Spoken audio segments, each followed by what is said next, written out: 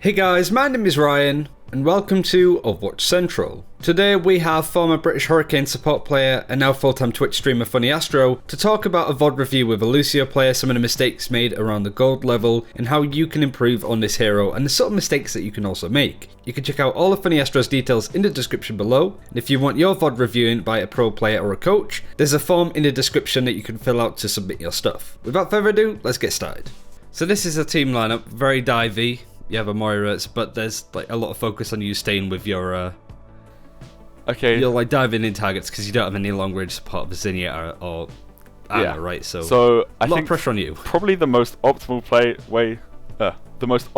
way to play this team comp would be going in with your DPS and your Winston for the dive. Mainly because Moira has a lot of survivability on her own, with her shift being able to get her out of anywhere she doesn't need to be in the orb to heal herself. So you want to be playing with your Moira not very often, and mainly sticking with your Genji and your Doom and your Winston, making sure they stay alive, they can output as much damage as they need to be able to. And Widowmaker should be fine.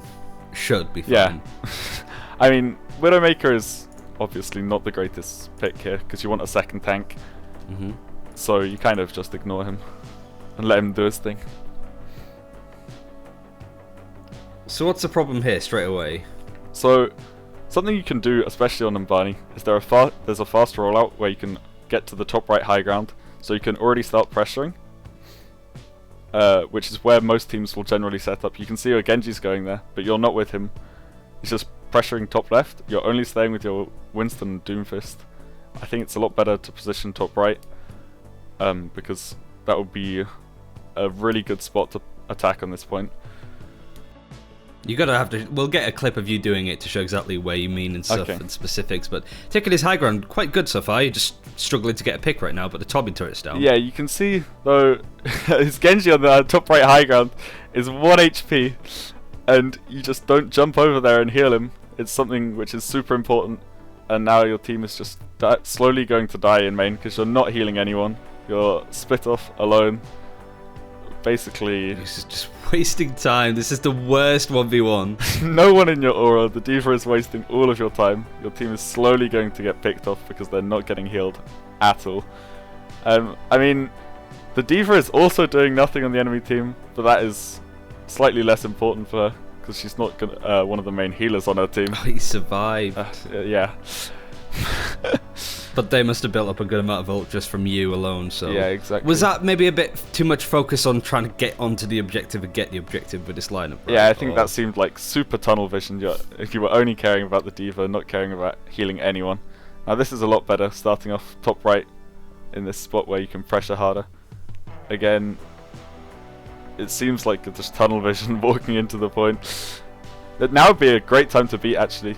You can see your Genji's blading. You've got 2 people on critical health. They're slowly going to die off now because you're not beating. It would have been a really good way to sustain that fight while the enemy was using Moira ult. And right now you're completely out of the fight. Yeah, so once again, out the fight, wall raiding with no one in your aura. Pretty much having very little impact. Second on damage though. Yeah, So but that's, irrelevant damage. intense If you're skill. shooting a D.Va that's just getting endlessly healed by a Moira, is the damage really worth it? You're not really outputting much.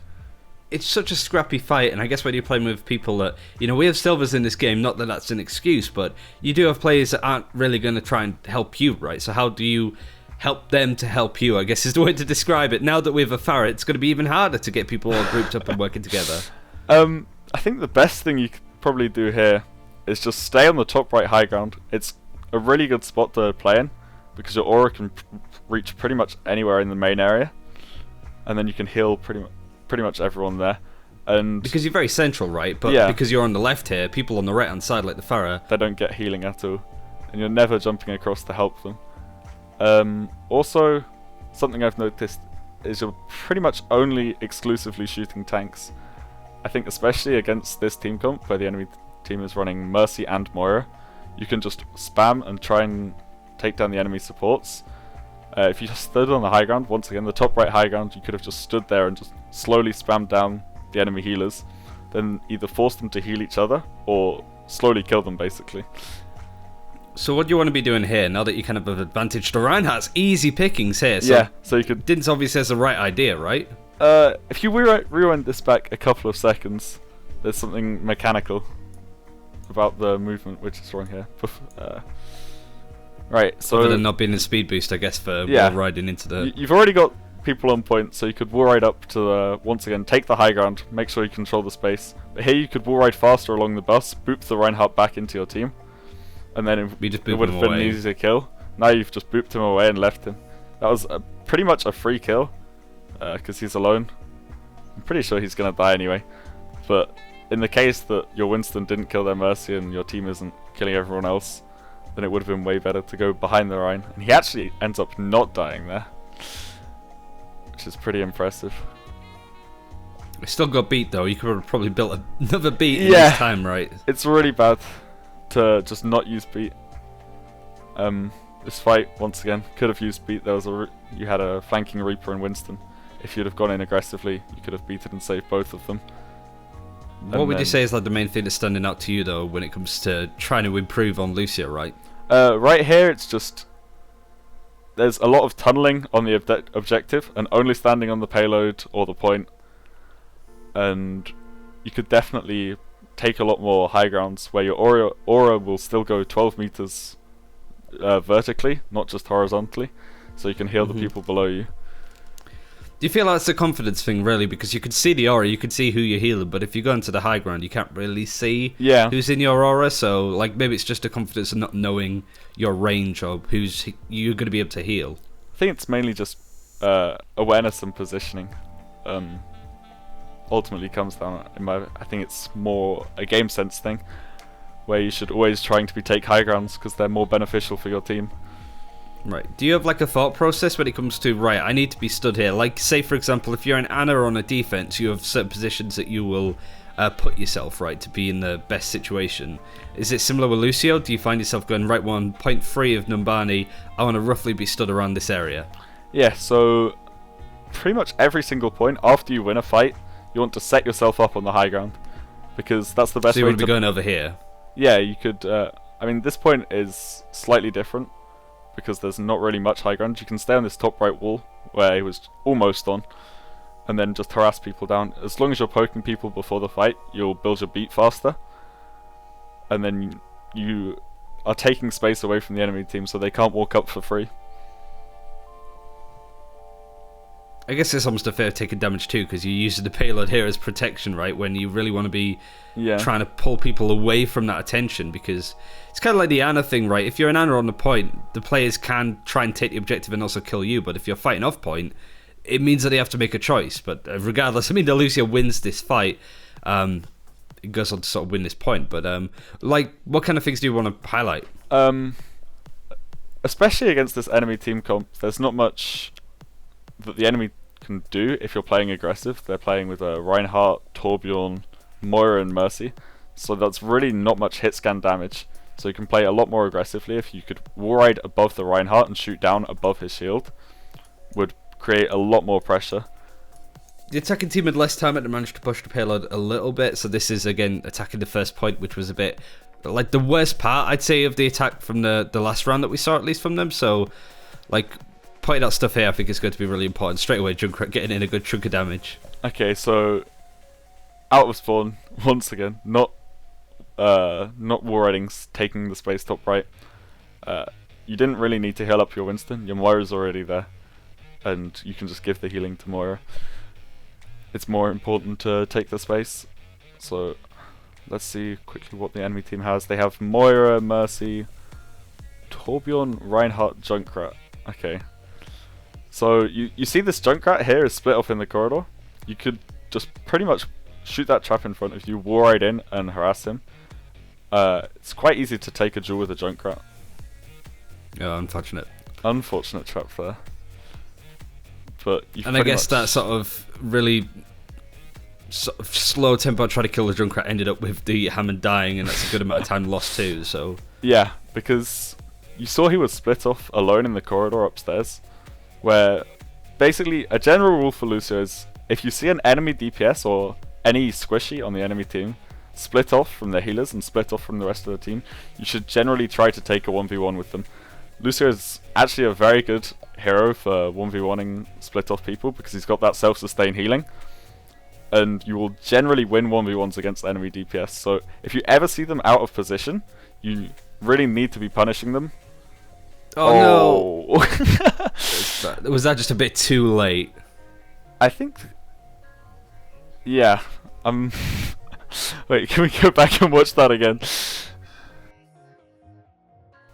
I think the beat shouldn't even be necessary in this scenario. So once again, you see the soldier split off on high ground. You can hear him shooting down. If you could have actually just warred up there, or wall road, I'm not sure what the correct word is. Wall road, yeah, I'm not too sure myself. But I guess like a main thing is like it certainly comes down to confidence. I feel of this Lucio, like the confidence being able to 1v1 is such a big thing, even for myself. So like, how would you go about practicing being able to aim a lot better with the projectile of Lucio, which can be somewhat awkward for people to deal with, being able to take those 1v1s? Would you say just jump into deathmatch a lot, or are there any other things that you'd recommend doing to train that up? The way I generally like to practice 1v1s is actually in games. So in this game scenario, so every single time you see someone split off from their team, try and take the 1v1. Even if you lose 100 1v1s in a row, eventually you're going to start improving and start hitting more shots and knowing how to mechanically position yourself where it's harder for them to hit you. So generally just try and always take them when you get the opportunity. Especially with that soldier on high ground, he pretty much won his team the entire fight because he had zero pressure on him.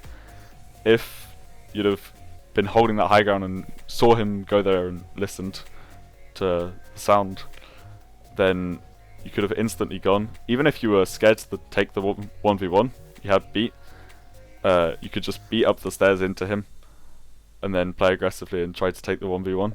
And I guess finally, is there any other sort of things that you want to highlight towards the end of this video? Like when it comes to improving at Lucio for any rank, what should they be focusing on mostly? I think it depends on the rank. Lower tiers, you should definitely try and focus on punishing enemy DPS who are split off from their team. So when it comes to like a tracer, if you see him on the flank or something, definitely going for that 1v1, trying to force their recall, and then going back to your team so that they can't go in, essentially, because they don't have their cooldowns. That's one of the most important things, is trying to focus out enemy DPS and force them to use their cooldowns in between fights.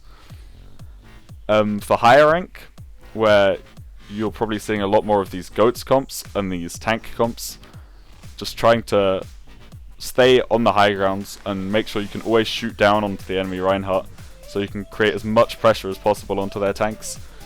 And finally, we'll finish up this video, but where can people see more of you playing Lucio, and also a bit of Mercy yourself? So where can people find more if they want to sort of learn from you about playing the best main support in the game right now? So I'd say you can always find me on twitch.tv/FunnyAstro. You can follow me on Twitter at twitter.com/FunnyAstro. And that's it for this time. Thank you very much for watching. As I said, you could check out all the FunnyAstro stuff in the description below. And also, if you want your VODs reviewed by pro players, you can also use the form in the description too. Thanks for watching. Take care. We'll see you next time.